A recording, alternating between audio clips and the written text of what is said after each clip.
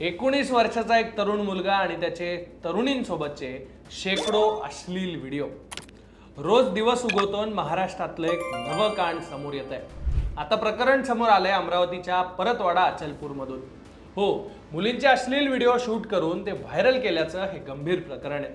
आणि विशेष म्हणजे एका 19 वर्षाच्या तरुणानं हे सगळं काळं कृत्य केलंय. मुलींसोबतचे 300 पेक्षा जास्त व्हिडिओ व्हायरल केले गेल्याची माहिती आहे. सगळा अमरावती जिल्हा हादरलाय आणि या प्रकरणात गुन्हा सुद्धा दाखल झालाय. हे सगळं प्रकरण काय सविस्तर समजून घेऊ. नमस्कार, मी सुधीर काकडे, लोकमतमध्ये तुमचं स्वागत आहे.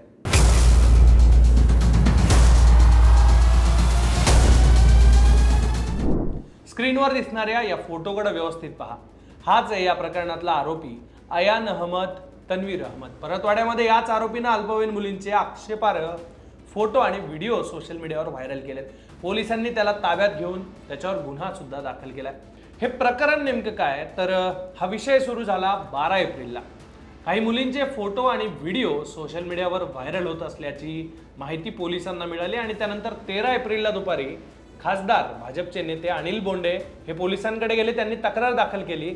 हे प्रकरण गंभीर आहे हे लक्षात आल्यानंतर पोलिसांनी तातडीनं तपास सुरू केला आणि सगळे संबंधित व्हिडिओ सोशल मीडिया प्लॅटफॉर्मवरून हटवण्याची कारवाई केली.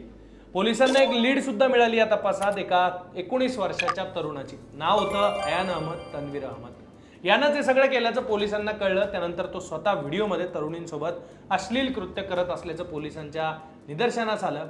आरोपींना नेमकं काय केलंय तर काही मुलींशी जवळीक साधून त्यांच्याशी न कळत किंवा त्यांना भुलून त्यांचे खाजगी क्षण सोबत घालवतानाचे काही अश्लील कृत्य करतानाचे व्हिडिओ फोटो शूट केले आणि नंतर ते त्यानं व्हायरल केल्याचा आरोप आहे. अयान अहमद तन्वीर अहमद 19 वर्षांचा हा पोरगा आहे आणि रिक्षा चालक त्याचे वडील आहेत आणि त्यानं हे सगळं वाईट कृत्य केलेलं आहे.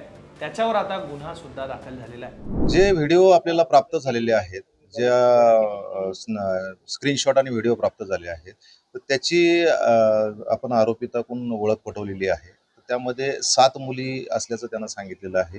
परंतु तेवढा डेटा आहे, अजून काही डेटा आहे का त्याच्याकडे, अजून काही फोटो आहेत का, अजून काही एखादं इन्स्ट्रुमेंट त्यांना वापरलेलं आहे का, तर ते रिकव्हर करणं बाकी आहे. त्याहून नक्की कळेल. पण सध्या तरी 7 मुलींची नावं त्या ठिकाणी त्यांना. आणि मुख्य आरोपी सध्या तरी सांगता येणार नाही. तपासामध्ये काय समोर येतं त्यानुसार बघूया. सर, याच्यासोबत आणखी कोणी आरोपी इन्व्हॉल्व असण्याची शक्यता आहे का? असू शकतात. सर, कालपासून आरोपी तुमच्या ताब्यामध्ये तुम्ही न्यायालयात देखील दिलं होतं. काही त्यांनी गुन्ह्याची कबुली दिलेली आहेत का? किती मुलींसोबत अशा पद्धतीने व्हिडिओ बनवून त्या संदर्भात काही आता तपास चालू आहे त्याच्याकडे. अजून इंट्रोगेशन अजून जास्तीत जास्त करून त्याच्याकडून प्रत्येक गोष्ट त्याच्याकडून बाहेर काढण्याचा प्रयत्न करू. या प्रकरणात आता परतवाडा पोलीस स्टेशनमध्ये भारतीय न्याय संहिता अर्थातच BNSच्या कलम 294 अंतर्गत बालकांचं लैंगिक अपराधांपासून संरक्षण अधिनियम म्हणजेच पोक्सो कलम 8 आणि 12, माहिती तंत्रज्ञान अधिनियम 2000 अंतर्गत कलम 67 आणि 67A अंतर्गत असे वेगवेगळे गुन्हे दाखल करण्यात आले. आरोपीकडून पोलिसांनी मोबाईल जप्त केलेले आहेत. त्यातल्या डिजिटल पुराव्यांच्या आधारावर पोलिसांनी तपास सुरू केला आहे. पण भाजप खासदार अनिल बोंडे यांनी याच्याही पुढे जाऊन काही आरोप केले. ते काय म्हणाले ते ऐकूया.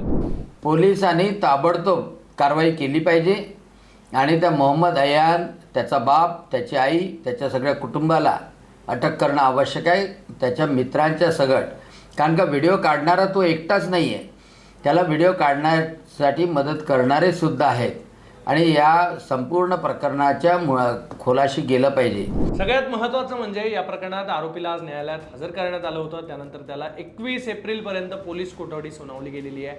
अमरावती ग्रामीण पोलिसांनीही नागरिकांना या प्रकरणात आवाहन केलंय की अशा प्रकारचे फोटो व्हिडिओ कुठेही पाठवू नका, शेअर करू नका. तसंच पीडित मुली आणि त्यांच्या पालकांनी सुद्धा न घाबरता पोलिसांशी संपर्क साधा. त्यांची ओळख पूर्णपणे गोपनीय ठेवली जाईल. पण तरीही सोशल मीडियावर असे अनेक व्हिडिओ व्हायरल होताना दिसत आहेत. त्यामुळे हे प्रकरण गंभीर होत जात आहे.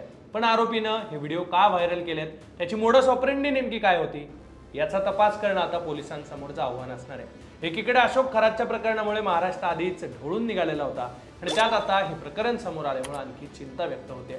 कारण हे प्रकरण आता सुरू झालंय. त्यामुळे यात पुढे काय काय समोर येतं ते पाहणं महत्त्वाचं असणार आहे.